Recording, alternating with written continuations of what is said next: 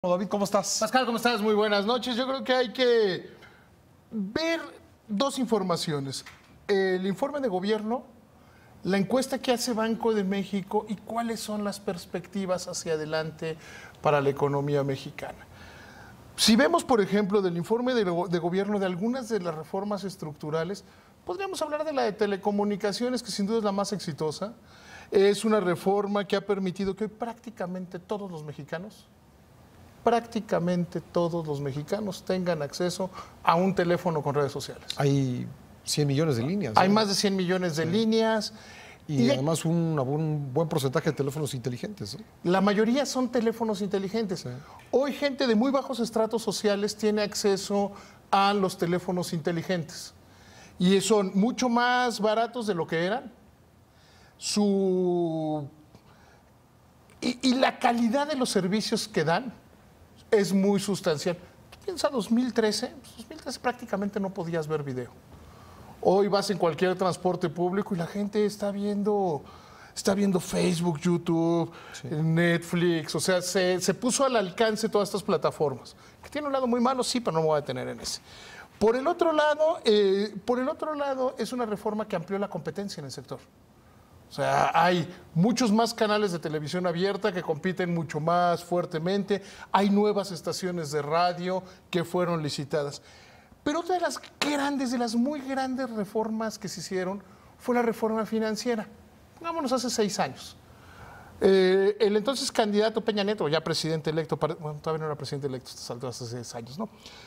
Pero insistía mucho en que los bancos prestaban poco, mal y a poca gente. La reforma financiera fue quizá la reforma más grande de todas las que se hizo en cuanto a dimensión. ¿Cuál es el resultado de la reforma financiera? Creció el crédito ha crecido a pequeñas y medianas empresas más del 100%.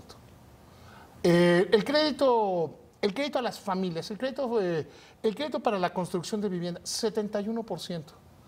El crédito de consumo ha crecido 60%, es decir, ha crecido más el crédito para cosas importantes, como tener una vivienda o como pequeñas y medianas empresas, que cualquier otro crédito. Ha disminuido el crédito a gobierno, ha disminuido el crédito a infraestructura.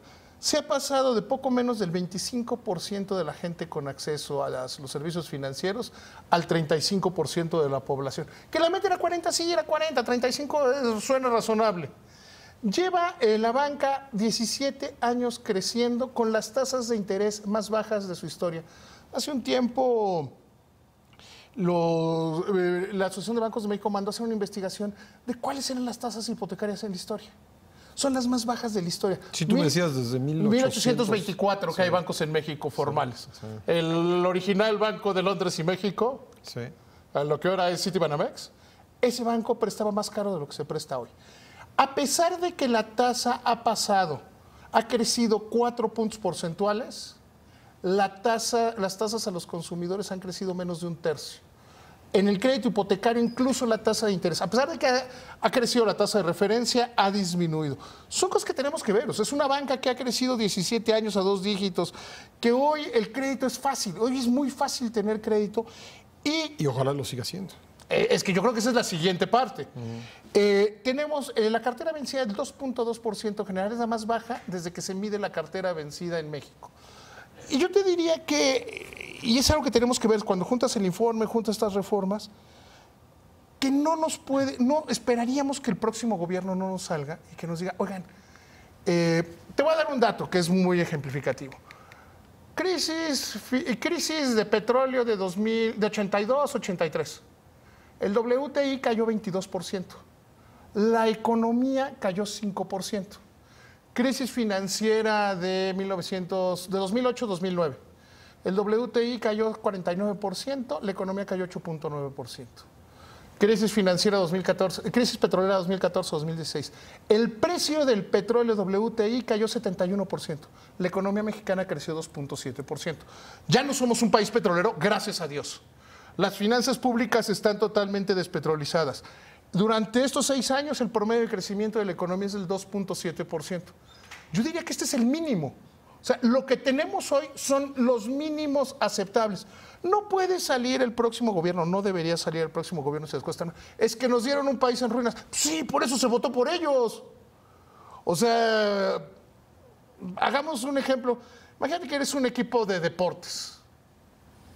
Si la selección mexicana, ¿te gusta el ejemplo? ¿Cuál es el problema con Osorio? El problema con Osorio es que hizo lo mismo que hacen todos. Entonces fue mediocre.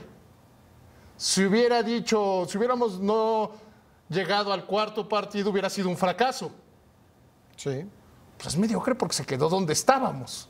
Los gobiernos de los últimos 30 años en materia de crecimiento han sido mediocres porque han andado arribita del 2%, que fue muy bueno, 2.7 en materia de crecimiento económico. Sí, pero eso es suficiente. No puede o no debe salir el próximo gobierno a decir, es que nos lo dejaron muy mal. No, el piso es 2. Ojalá dentro de 6 años estamos diciendo, oye, crecimos a una tasa del 4 o 5% sí, anual, con finanzas sanas, inflación baja. Pues ojalá sí. Lo que tú dices es que el pasado, pues, digamos, servirá de pretexto, pero no por mucho tiempo.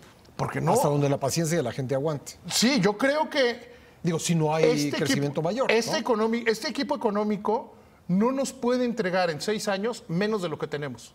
O sea, o no nos debe entregar, sí pueden. No deben entregar y no pueden usar. Es que nos lo dejaron muy mal, pero crecía al 2.7.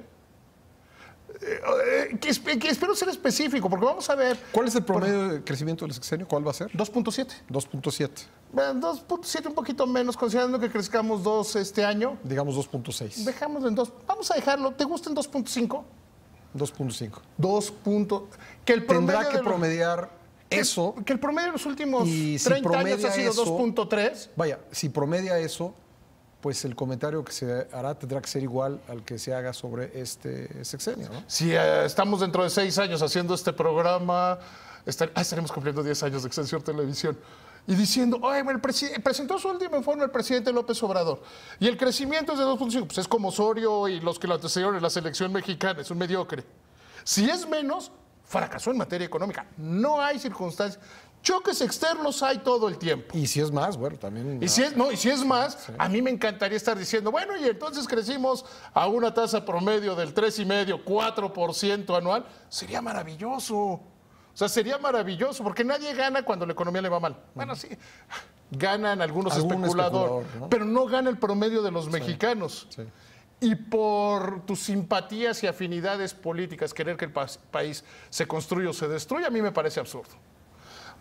Hoy entrevistaba a Marcos Martínez, el presidente de la Asociación de Bancos de México, y decía, los bancos, siempre que nos hemos metido en política, nos ha ido muy mal. Por eso no nos metemos en política. Nos dedicamos, somos instituciones centenarias. La banca surge en el mundo en la Edad Media. O sea, las primeras operaciones bancarias... Bueno, ahí está el puente de Rialto en Venecia, ¿no? Los templarios inventaron las transferencias. Sí.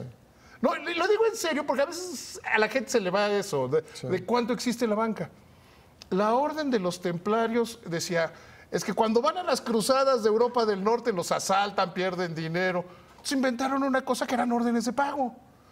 Tú me firmas que tienes tanto dinero y yo te lo entrego cuando llegues a Tierra Santa. Pues fueron las órdenes de pago.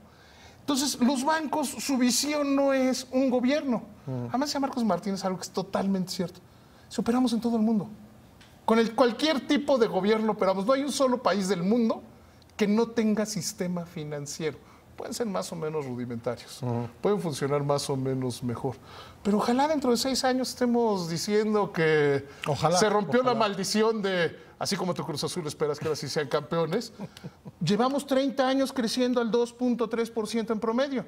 Ojalá se rompa la maldición. Pues ojalá se cumpla con el pronóstico que han hecho este gobierno, el que se va, y el que llega, de que México va a ser una potencia. Ojalá. Sería lo mejor que nos podría pasar. David, gracias. Pascal, un gusto. Gracias.